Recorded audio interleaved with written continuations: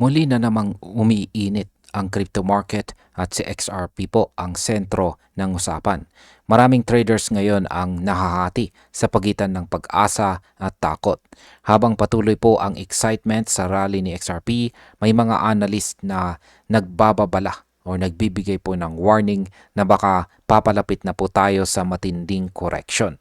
Ang biglang pagtaas po ng presyo ay madalas sinusundan ng malalim na pagbagsak at mukhang ito ang gustong ipahiwatig ng mga eksperto ngayon. Kapag nagsimulang maniwala po ang marami sa babala ng mga analyst, maaari pong bumaba ang momentum ng XRP dahil mag-uumbisang magbenta ang ilang mga traders bago pa mangyari ang sinasabi po nilang correction.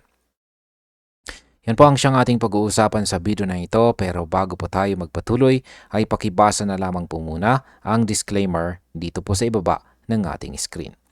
At ayan, sino nga ba itong si Ginoong JD at bakit po napakalakas ng kanyang impluensya?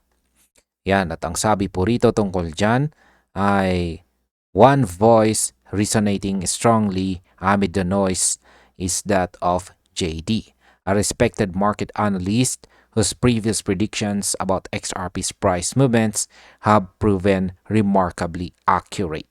His latest post on X has captured widespread attention, urging traders to prepare for what he describes as an imminent and potentially biblical top. Ayan po siya. Paliwanag po natin. Ang boses daw po na pinakikinggan ngayon ng mga traders ay si Ginoong JD. Isa po siyang analyst na ilang beses nang tumama sa kanyang mga prediction tungkol sa galaw ni XRP. At isa na rin po siyang kapwa Pinoy natin.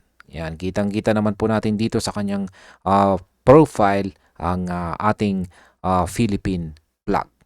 Yan, sa kanyang pinakabagong post po rito sa X, sinabi niyang dapat nang maghanda ang mga traders dahil posible pong malapit na ang tinatawag niyang biblical top.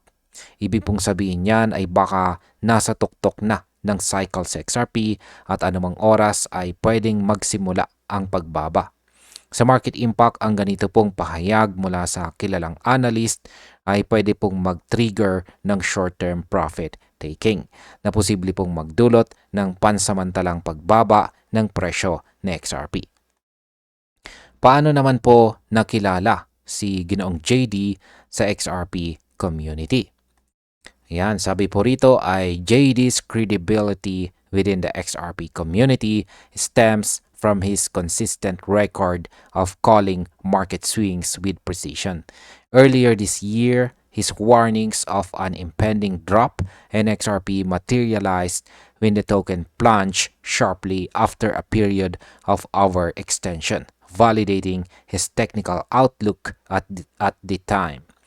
Yan, nakilala daw po si Ginong JD sa XRP community dahil sa kanyang consistent na tama sa pagbasa ng market swings. Noong unang bahagi ng taon, nagbigay po siya ng babala na babagsak sa XRP matapos po ang mahabang pagtaas.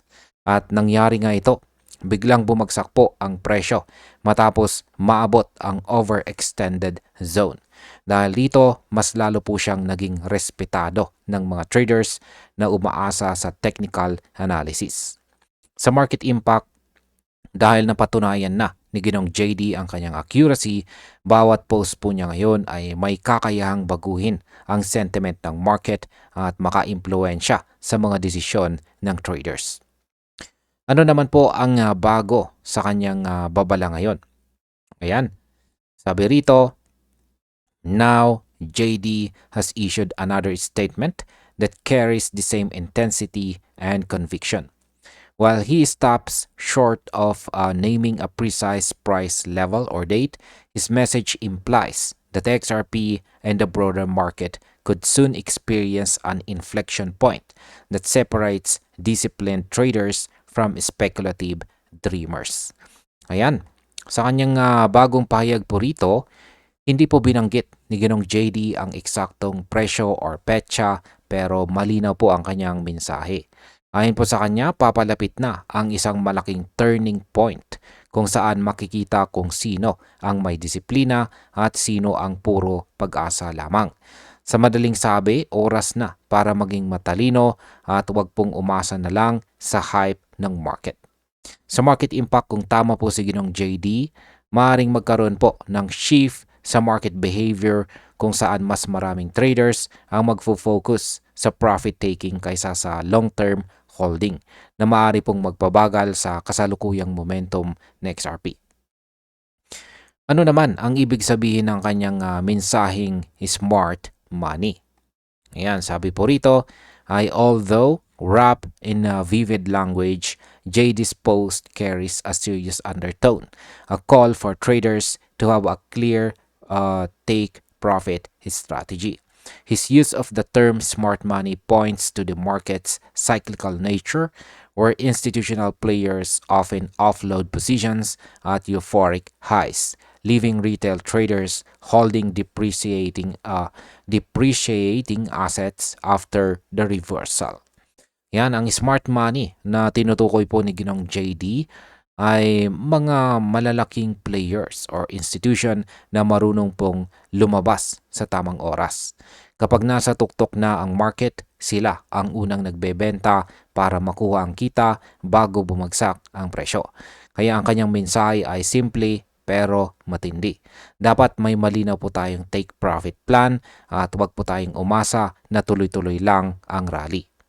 Ang market impact po dito ay kapag nagsimulang kumilos ang smart money at magbenta, mabilis po nitong mababago ang trend at pwede pong maging simula ng malalim na correction na XRP.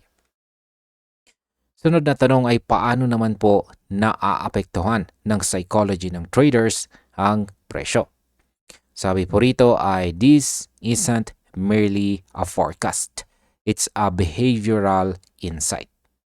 Yan, JD's warning underscores that while optimism fuels rallies, a lack of preparation fuels losses. Traders who fail to define their exit points risk becoming what he describes as exit liquidity, providing the liquidity needed for larger players to lock in profits before the downturn. Ayan, paliwanag po natin yan.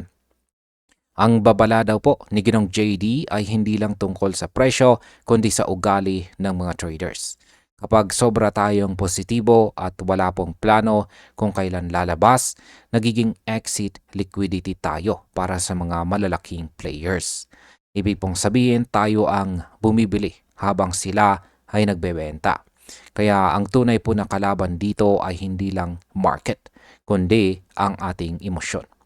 Sa market impact, ang ganito pong paalala ay pwede pong magpababa ng emotional trading at magdulot ng mas maingat na market behavior na magre-resulta sa mas stable na galaw ng presyo sa short term. Ano naman po ang technical na basihan ng babala ni Ginoong JD? Yan, sabi po rito ay recent XRP price data shows why JD's caution resonates. Following its multi-month rally past $2.40, XRP entered a volatile consolidation phase amid declining volume, a pattern often preceding a decisive breakout or collapse. Yan, ayon daw po sa datos ng presyo, tama po ang timing ng babala ni Ginong JD. Matapos umabot po sa higit $2.40, pumasok si XRP sa matinding consolidation phase habang bumababa ang trading volume. Ang ganito pong senyales ay karaniwang indikasyon na malapit na ang malaking galaw. Pwedeng breakout or pwede pong malalim na pagbagsak. Sa market impact, dahil po sa pagbaba ng volume, may posibilidad na maging mas marahas po ang susunod na galaw ng presyo kapag nagkaroon ng malakas na volume spike mula sa alinmang direksyon. Sunod na tanong ay paano naman po ito konektado sa mga nakaraang XRP tops? Yan, at ang sabi naman po rito tungkol dyan ay ito. Analysts monitoring the XRP USD pair note similarities to previous macro tops where distribution phases emerge quietly before sharp corrections. Yan. Nakikita po ng mga analyst ang pagkakatulad ng kasalukuyang galaw ni XRP sa mga nakaraang macro tops. Madalas, nagsisimula po ang pagbaba sa panahon ng tahimik na distribution, kung saan unti-unting nagbebenta ang malalaking players bago mapansin ng publiko. Kung totoo po ito, baka ngayon na nga nagaganap ang senaryong ito. Pagdating po sa market impact, kung tuloy po ang pattern na ito, maaaring magdulot po ito ng correction na magpapababa ng presyo ng XRP pabalik sa support level na nasa paligid po ng $1.80 hanggang $2. Ano naman po ang tunay na layunin ni Ginong JD sa kanyang babala? Ayan. Sabi po rito ay JD's statement is not a proclamation of doom but a disciplined reminder of trading fundamentals. Market reward those who plan, not those who react. Whether or not a historical rug pull unfolds, the core lesson remains timeless. Profits are only real when they are secured. Paliwanag po natin yan. Ang layunin po ni Ginong JD ay hindi takutin ang mga traders, kundi paalalahanan tayo tungkol sa disiplina sa trading. Ayon po sa kanya, ang tunay na kita ay yung hawak mo na, hindi yung nakikita mo lang sa chart. Ang market po ay gantimpala para sa mga may plano, hindi po sa mga umaasa lang sa swerte. Kaya ang market impact po dito ay kapag mas maraming traders ang sumunod sa ganitong mindset, mas magiging maayos po ang market stability dahil mas mababawasan ang panic reaction. At bilang panghuli, ang aking opinion naman tungkol dito ay ang sinabi ni Ginong JD ay isang napakahalagang paalala para po sa atin bilang mga traders at saka investors.